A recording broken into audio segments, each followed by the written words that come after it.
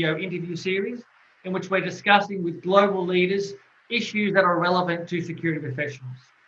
We are very honored today to have a gentleman, P.W. Singer, who's an American political scientist, an international relations scholar, and a specialist in 21st century warfare. He is currently a strategist and senior fellow for the New America Foundation and a contributing editor for Popular Science. Along his journey, Peter received his PhD in government from Harvard University and a BA from Princeton Woodrow Wilson School of Public and International Affairs.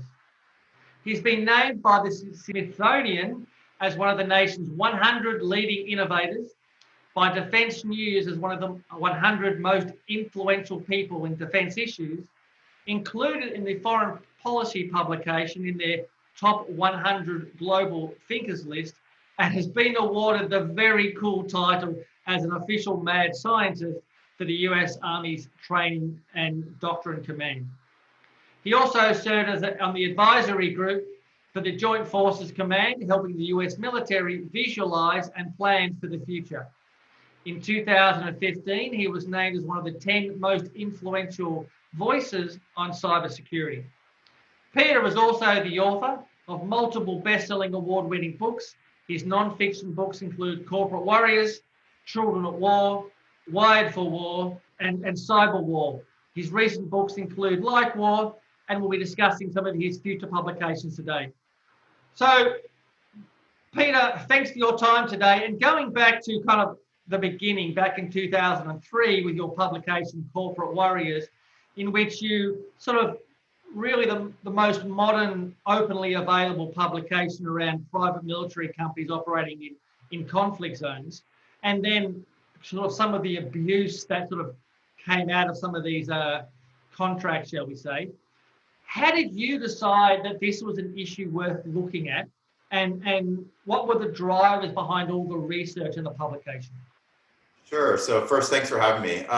The starting point for that book was actually years earlier. So the book came out in 2003, just as the Iraq War was beginning.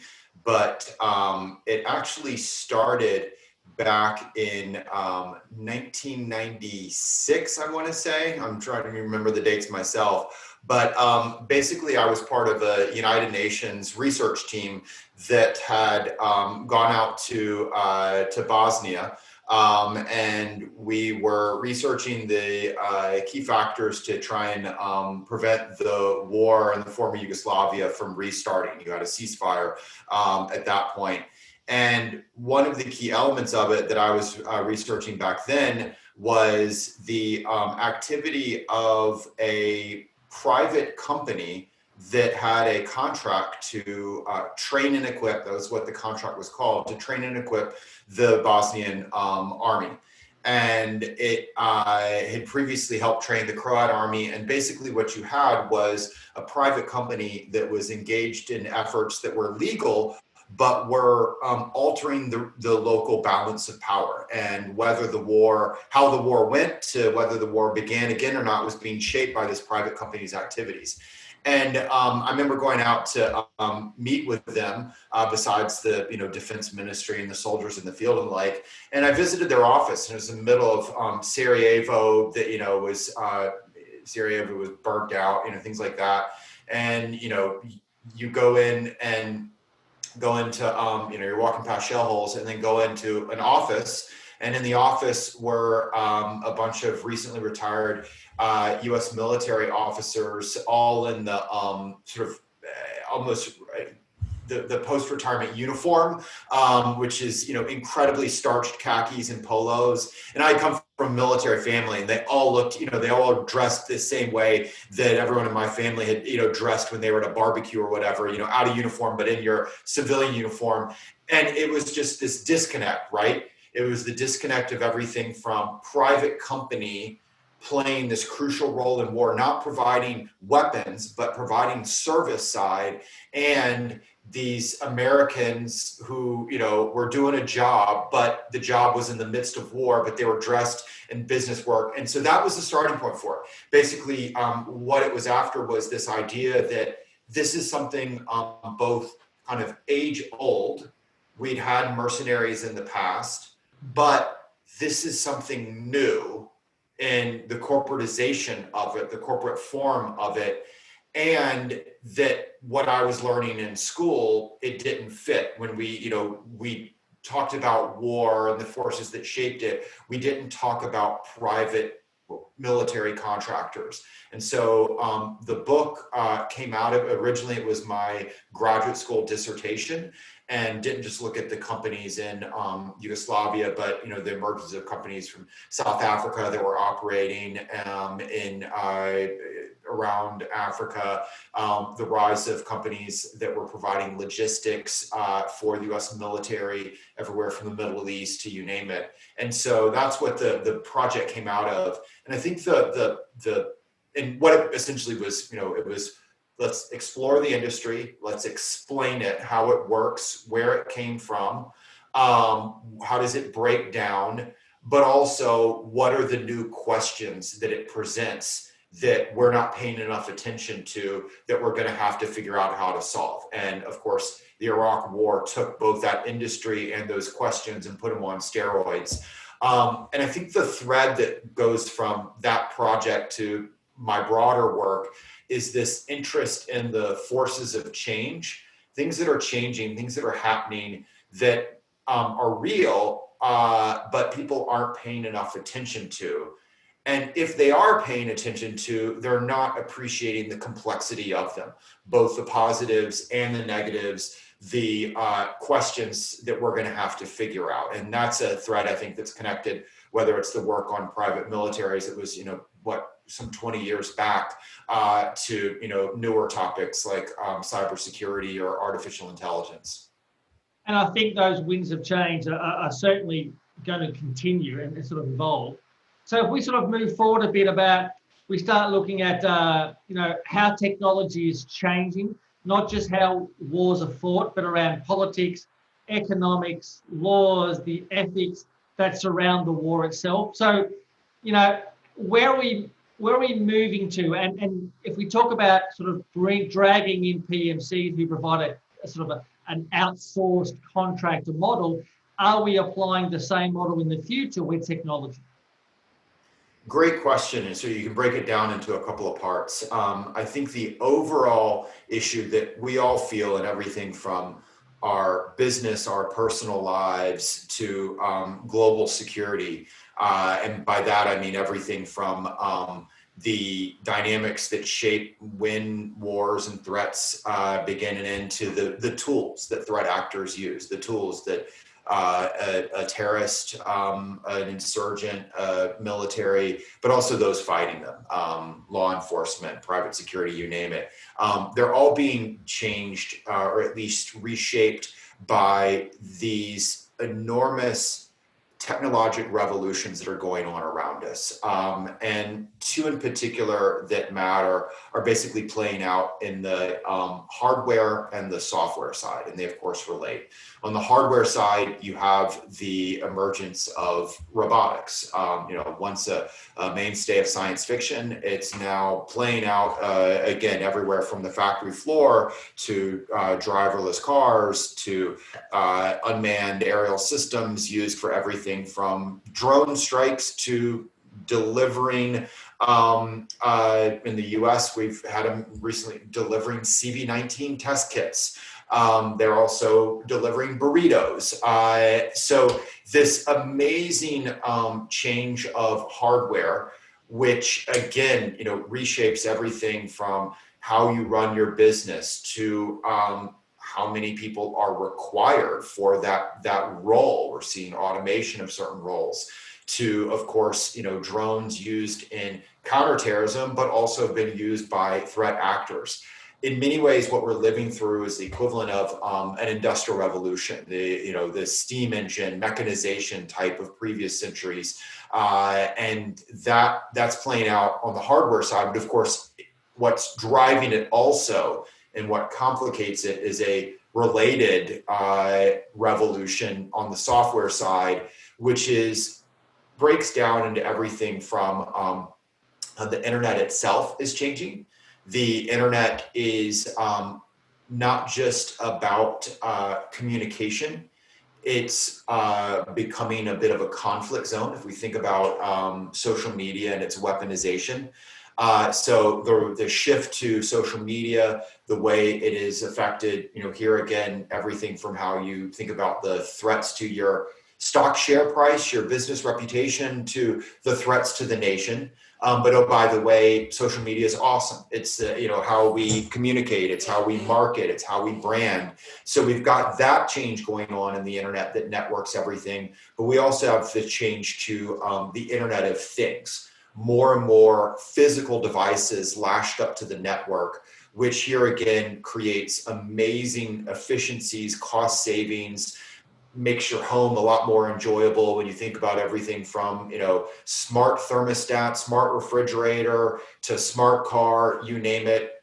Flip side of this, all sorts of new legal, ethical, cybersecurity questions, because the consequences shift from merely the theft of information to maybe causing kinetic change. So we've got that going on, and on top of it, guess what? Another mainstay of science fiction, artificial intelligence, is becoming real.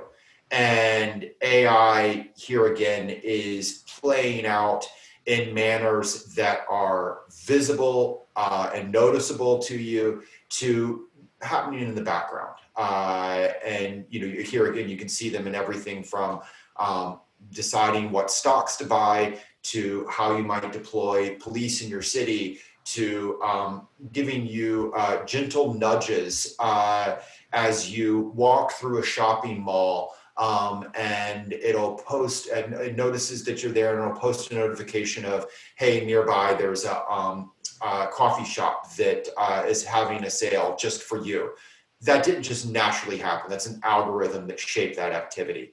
And one of the things that I would add, these trends that I talked about, every single one of them accelerated by the pandemic. The timeline of them moved forward rapidly by it, whether it's the deployment of robotic systems, to distance work, distance learning.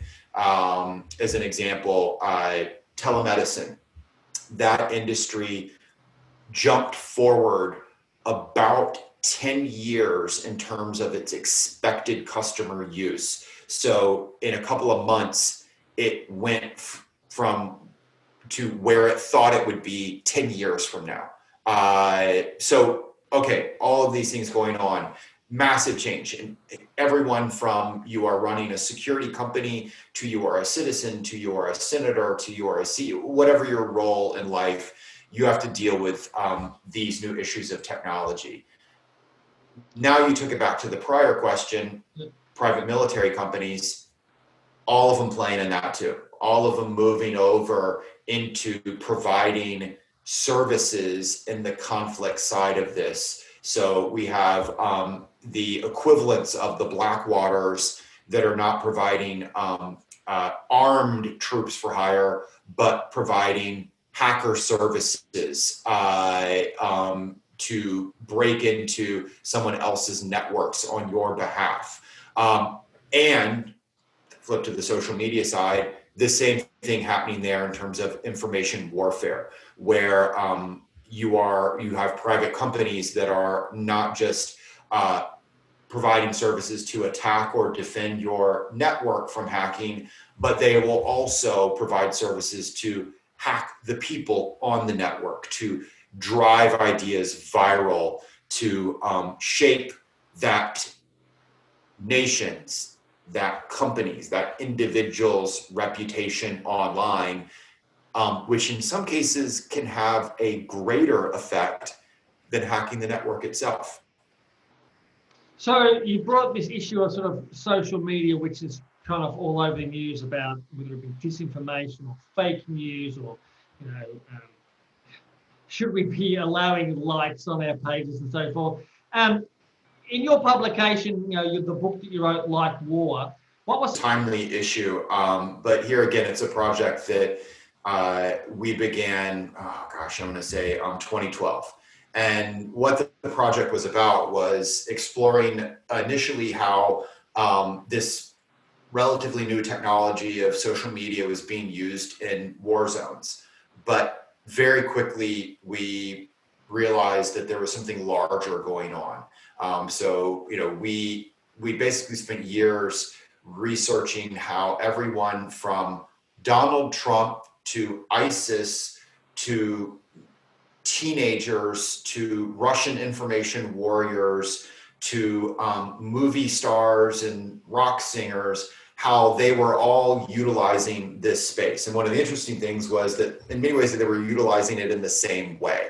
And what we concluded was a couple of things. One was the overall lesson that just like around 15 years ago, we all had to start taking seriously cybersecurity. When I say we all, I mean everything from government agencies to you're running a private business of any form.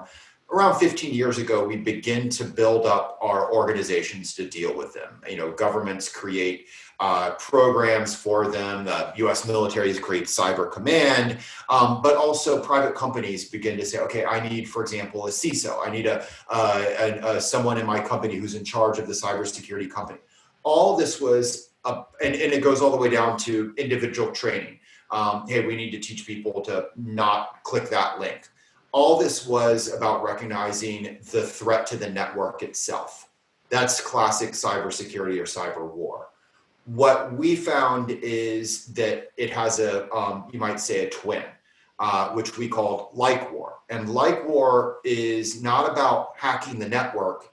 It's about hacking the people on the network by driving ideas viral through a mix of likes and shares and sometimes lies.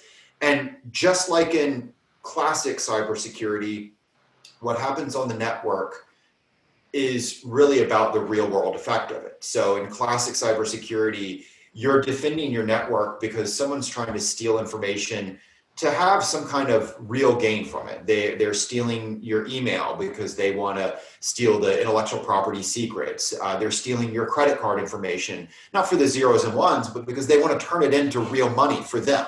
Same thing in the viral side of things. They're driving something viral for its effect on everything from a battle, terrorism, a trade deal, a stock price, a national election, whether someone goes to a party or not, shows up at a protest or not, you name it. It's about that physical effect, and it can have that physical effect. And here again, we've seen it in everything from elections around the world to business share prices, you name it. Social media has that very real effect. And so through the book, we basically pulled out insights on how this was playing out and key measures to take. And those key measures, of course, just like cybersecurity, they go down different levels. So they're everything from national level strategy. Some governments have a strategy for this space. Most do not even have a strategy. Of the ones that have it, there's, to put it bluntly, they're not all that good because they're not well organized around it. And so there's lessons to be learned on that. You have the business side. There's certain business keys to approaching this space and how you deal with it.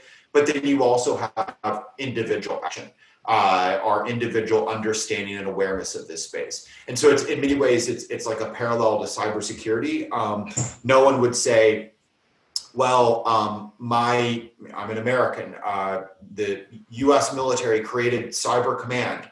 I guess my business doesn't need a good cybersecurity plan right now, or I don't need good passwords. No one would say that. We would say, no, we need that kind of action at each level. Same thing in public health is another parallel. No one would say, well, I wash my hands. There's no need for a government effort on a pandemic.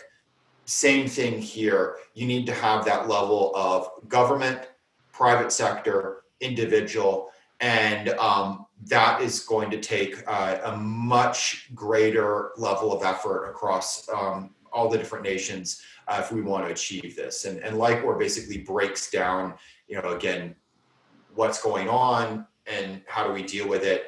And what we found, I hope people find fun about the project is it blends in these, insights where we have case studies of everything from the Iraq War to Taylor Swift, and that keeps it light but also informative. So it sounds like our devices as secure as we want to make them. There's a level that we want them not to be hacked, but it sounds like our brains, our minds, our behaviors is what people want to, I guess, hack because they want to influence for power or for money or for some sort of gain on their side. So you have this new project called Useful Fiction. What's all that about? So Useful Fiction came out of a series of books that myself and August Cole did. I'm a classic defense policy guy, as we've talked about, work with these various government agencies and nonfiction books, et cetera. August was the defense beat reporter for the Wall Street Journal. And we teamed up, though, on a book called Ghost Fleet. And Ghost Fleet was something a little bit different. It was a novel about what a future war might look like. So it's obviously fiction. But baked into the story were various research endnotes where the novel was trying to entertain you, but also after you read it, you understood everything from certain type of cybersecurity threats, supply chain issues, new technologies that range from Chinese drones to American warships, you name it. Basically, our rule for the novel was everything in it, whether technology, whether trend, even type of attack or tactic, had to come from the real world. And not just that, had to have the nonfiction reference, like a nonfiction book would have. So it blended it together. And this book took off. It sold well, summer beach read and all that kind of stuff. But what also happened is it ended up being the most influential work of our careers. Even though we'd done all these nonfiction sides, that was the book that got us invited to brief its real world lessons everywhere from the White House Situation Room, Australian Parliament, the Nobel Institute, to over 100 different military units, everywhere from JSOC, the team that got bin Laden, to the deck of the HMS Queen Elizabeth, you name it. Not just these briefings, but real world policy change. To give one example, the US Navy has a $3.6 billion program called Ghost Fleet, literally the same name as the book. They gave us $0 for it, but it's a great example of like this impact. And so what we realized is this concept that we call useful fiction, not science fiction, useful fiction, a deliberate blend of nonfiction and narrative can have a real world effect. And there's very quickly the reason for this, the science behind it is as opposed to the classic, PowerPoint or memo, white paper that we all use, there's three advantages of narrative. One, narrative, more parts of your brain connect to it. Basically, when you read a white paper or a memo, two parts of your brain light up. When you read a narrative, four parts of your brain light up. So it is a better means for sharing new or complex information. You're more likely to understand it. You're more likely to remember it. Second issue is emotion. As everyone from a politician to a car salesman knows, emotion is what actually drives action, not just understanding. And so narrative brings the emotion to it. So if you want to affect change, baking in emotion is more likely to get someone to act. And then the third is connection and virality. People are not only, and when I say people, all the way up to four-star admirals, CEOs, you name it, are more likely to read a narrative. It's less of an ask of them, but not just that, they're more likely to share it with someone else because we connect over story. That's the way we humans are. And so what useful fiction is, it takes those advantages and says, okay, how do I utilize them for my real world needs? And what happened is, besides our experience with this, a number of other organizations began to approach us and ask us to do it for them on the topics that they cared about. And so they ranged from the Norwegian military was running exercises on what its future might be. They generated out a white paper of lessons. They asked us to turn their white paper into a narrative. Their white paper was read up to the 2-star level. Our narrative was read up to their Minister of Defense level. A different example was a private company that had a trends report of this is what we expect to happen in the next year. They send it out to their current clients, and they also hope that it'll help yield some new clients. They were putting a massive amount of work into that, but not getting a lot of readership and out of it. And so what they asked us to do is we turned its executive summary into a compelling narrative that drew people into the report. We did a very similar project for the US Congress for a strategy paper. And so that happened in one framework. And then the second thing that happened is the US Air Force approached us and said, we don't want you to do it for us. We'd like you to teach us how you do forecasting. What are the skills of forecasting? What are the skills of communication? And so we built an executive education course for them.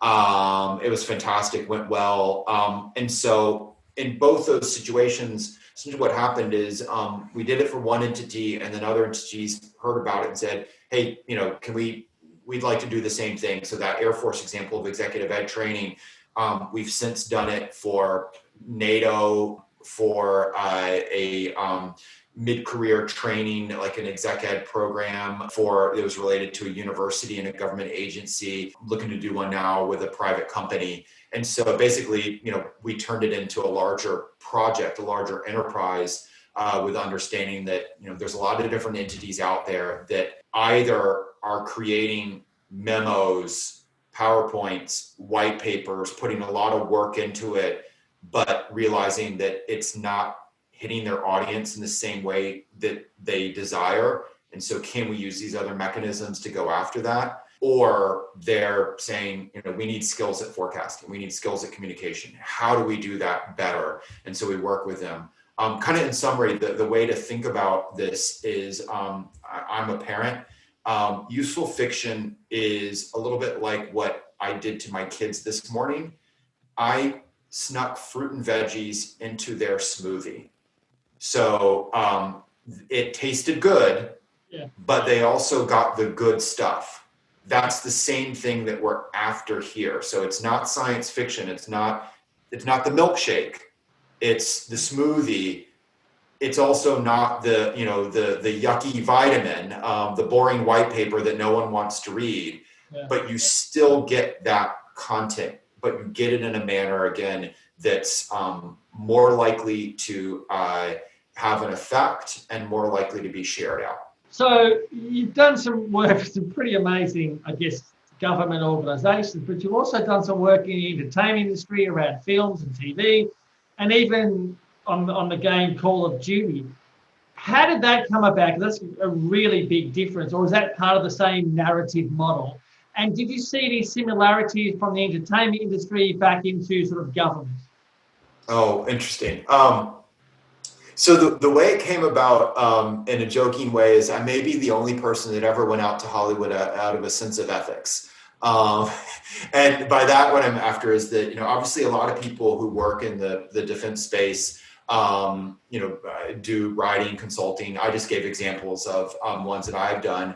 But what some do is they both write on or contract on, and then also endorse, right? So, they'll do a study of jet fighter X, and then it'll turn out, oh, by the way, they were paid by the manufacturer of jet fighter of X. That's their side hustle. And, I don't do that. I just think it undermines your ability to speak, but also consult truthfully to clients if you're working that way.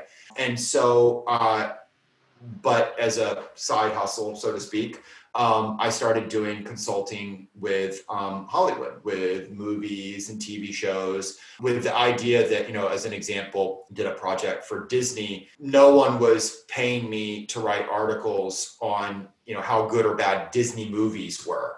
And so I wasn't compromising myself by advising a Disney project. And so that I could, and so that's what I started out doing. And it was mostly what out there they would call technical consulting. Basically, you're aiding the writer or the production team with the realism. You're helping them with ideas, and it's everything from a large one. What is the future of terrorism to something very specific. No, actually, the soldier wouldn't hold the gun that way. And moved into doing it not just for TV and movies, but also for video gaming. What was fascinating, to the other part of your question, what was fascinating about it is, I think, two things that sort of connect back to the real world. One is to a topic we talked about previously. In certain situations, Hollywood's cybersecurity and sense of intellectual property protection is way past what I was dealing with certain government agencies. And it was kind of hilarious because, they'd be like, no, you can't share this out. This is need to know, and these are all the different, ways we're going to achieve it. And I'd be like, I've dealt with stuff that really matter, like whether people find out, what happens in this, potential movie. I mean, the stakes, no one's going to live or die based on that, but they were paying attention to it. And there were some really interesting, best practices that I wish a lot of government agencies and corporations would put into place. I did not work with, I know the guys behind it, but I did not contract with it. So I can talk about this. Game of Thrones, for example, by the end had not just amazing cybersecurity, but they were also doing some really smart, deliberate injection of false information into their own networks or in public operations to essentially throw adversaries off the trail. So you may think you have gotten this information, but there's baked within it both true and false information, and you can't tell the difference. So you're not going to get the benefit from it. And there's a similar, you can think, this is a practice that to give it, we've seen in politics. The French learned to do this after what happened to the US in the 2016 election. And it meant that the Russian efforts against the French didn't have the same effect because they were doing the same thing that the Game of Thrones guys had done. So that's lesson one, is that sometimes, while the stakes are not the same, there are certain projects in Hollywood that have deal with security better, not so ironically. Now, the other thing that's fascinating is street cred. When I would go out and give a speech to 500 U.S. Marines in an auditorium, and they would list my like you kindly did at the start. These are the things Singer has done and why you ought to listen to him. And they would say my books and blah blah blah, and then they'd be like, and he was also an advisor on Call of Duty. That's when much of the audience would be like, okay, I'm going to take him seriously. And it was a strange kind of street cred. Yes, he'd advised, blah, blah, but this military unit or that, but, oh, you worked on Call of Duty. And so I had a really great experience with them. But going back to the prior topic, we do need to remember that Hollywood, that video games, to go back to that idea of useful fiction, even when they're somewhat realistic and, through advisory people like me, at the end of the day, they're in the milkshake business. They're not in the smoothie business. Their goal is to entertain. There may be a little bit of informative out of it, but the main goal is to entertain. So they will always choose and your role as a consultant for them is to always steer them towards the most entertaining aspect of it, even if it's not going to be the way it's actually going to happen or the most realistic. So there was a joke about, like, if you were doing a Call of Duty version of real modern warfare, 23 out of 24 hours of it would be people sitting around fixing PowerPoints or standing in line at the for a meal, but that's not a good video game, right? Yeah. So kind of moving forward, you've got a new book burning, and it's been praised by a range of people, from the former heads of CIA, Navy, NATO, DIA, but also by the creator of Lost and Watchmen. What's it about, and what are the real world lessons? Yeah, it's fun. Vernon, I will, take a bet with anyone that we have the most diverse array of, very kind reviews in terms of the people's backgrounds. I mean, you like you said, you've got everything from, all those different organizations to like Hollywood folks to, it's a different array in it. General Petraeus and former CENTCOM and CIA director, to Gary Kasparov, who, the chess master. And why they came around it, I think, was this idea of the mix. So Burn-In was, August Cole and I revisited this format of bringing together narrative and nonfiction. But what we did was try and choose the topic that we felt was most important but least understood by leaders around the world, whether they're corporate, military, government, you name it. And that's that topic that we talked a little bit earlier about in terms of artificial intelligence and Internet of Things. And so what Burn-In is it's a novel. It follows the hunt for a terrorist through the streets of a not too distant in the future Washington, D.C. And through that hunt, you go everywhere from, okay, what is it going to be like at the train station, at the police station, at the Starbucks coffee shop, in your apartment. And so you experience what the world to come is going to be like. But baked into but you get, hopefully an exciting, hunt for terrorists, that sort of thing. But baked into the story are 300 real world explanations of everything from, okay, keep hearing about AI. How does AI actually work? To what are the planned applications? How is everyone from Amazon to the police to the military, you name it, how are they going to use AI, robotic systems? What are their real world plans for it? To what are the dilemmas, the questions that we all have to figure out? Again, whether it's in parenting or policing. So a good example of this is algorithmic bias. If you don't understand algorithmic bias, you're not equipped for the world to come. So you get the entertainment of the story, but you also walk away from it with this insight, but to show that it's not just us dreaming up, it has 27 pages of research and notes. So every time there's one of these little details in the story, you can read on and enjoy it, or you can stop, pause, and go, ooh, that's interesting. I want to learn more. Go to the research and notes. Here's more on it. So it's that combination of bringing the two together around the topic of artificial intelligence and the Internet of Things. And, what are their wonderful positives, but also, for example, what are the cybersecurity threats that we've all got to think about because of this? So it's been the book came out some months ago, been a fascinating ride in terms of one, releasing a book in the middle of a pandemic, but also the besides the really kind reviews, the impact of it is, I think, validated the approach. We've been able to talk about it. We've been invited to brief about it to everything from C-suites of Fortune 100 companies to members of the incoming cabinet of the US government, all the way up to briefing for the president-elect himself, all out of a project that, was a novel, but was also about AI. So, like you've had an amazing range of books, and many, if not all, of your books are considered essential reading by many organisations, from sort of the Yale Law School over here to the sort of US military. So, what I want to throw to you is, if your books are considered essential reading by many organisations, what do you consider as essential reading for yourself and perhaps your peers?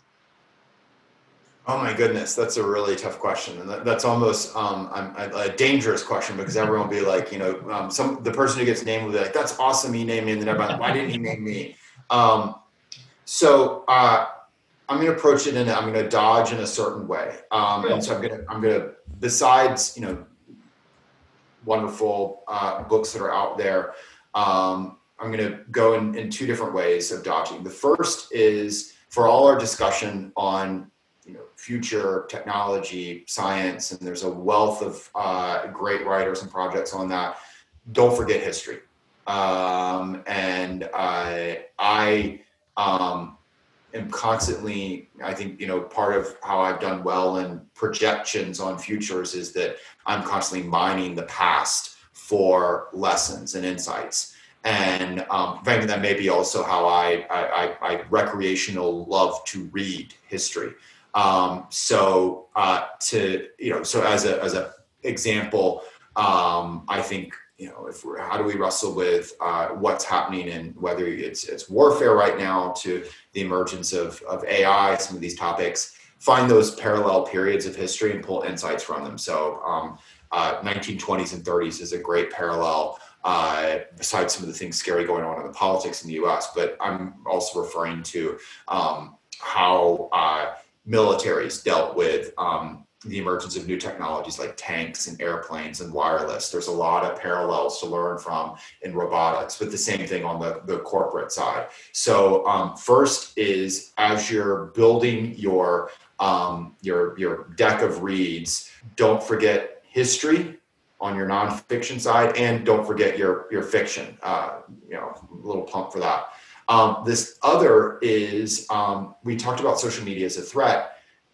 It's also an essential space for leader reading right now. It is not just where the news is breaking, it's where most of the professional debate for almost every field is happening right now. And when I, for example, do an executive training course for U.S. military officers on social media, a lot of them are like, you know what, it's such an ugly space, I don't even want to be there. And my answer to them is, first, you should be there to be learning about the environment that you're going to deploy into, your profession. That's where the debates are happening. And the best means to do that is to slowly build up a readership of those that you admire, their insights that you think are useful. And then the great thing about social media is you can rapidly find out who they are following and engaging with, and you should follow them too. And you will build up this sort of informal intelligence network that way. And then the second insight to them is, look, you can lurk the whole time. You can just soak in information. You never have to expose yourself if you're afraid of, sharing. But social media is like nature. It abhors a vacuum. And if you're not out there communicating, someone else is going to fill that for you, including maybe about you and your own organization. So I am an advocate of engaging in that space, but doing it the right way. So those are the two maybe less expected suggestions. History, and utilize social media in an effective manner. Build your own intelligence network through it. Sure. So you've had an evolutionary career and journey. So what's next for PW Singer? What's that next burning issue that you see on the horizon that you want to sink your teeth into? What can we expect from you next? Oh gosh, a lot of it are the topics that we've talked about. So it's building out more and more, how do we understand and wrestle with the implications of AI, robotics, that's a major workspace for me. It's not going away. If it's that parallel of mechanization, if it's the 1920s and 30s, there's a long way to go. The second is that project on useful fiction. We're at the very start of it, but we're doing more and more with other organizations, both government and private sector. It's been really exciting to see it take off, and so we're looking forward to doing more on that. And then the third, that issue of social media and its weaponization. There's a particular project that I'm helping with that I'm excited by, which is on how do we build digital literacy, which is essentially how do we inoculate ourselves from these threats over the long term. And again, there are some nations that teach this very well. Most nations do not. And so how do we, as a whole, teach ourselves how, and not just ourselves, our kids, how to use social media in a more effective manner. And like, an inoculation, it doesn't mean the threat goes away, but it means we're more likely to be able to resist the bad stuff that plays out. So those are the three projects for me. And again, really appreciate the opportunity to talk to you about them. Look, thank you very much for your time. So please join me in thanking P.W. Singer for his time today. I'm John Cowling, your host. We have past episodes and, of course, future episodes coming in this Leaders in Security video interview series. So please subscribe to the International Security Journal. And once again, thanks for your time today.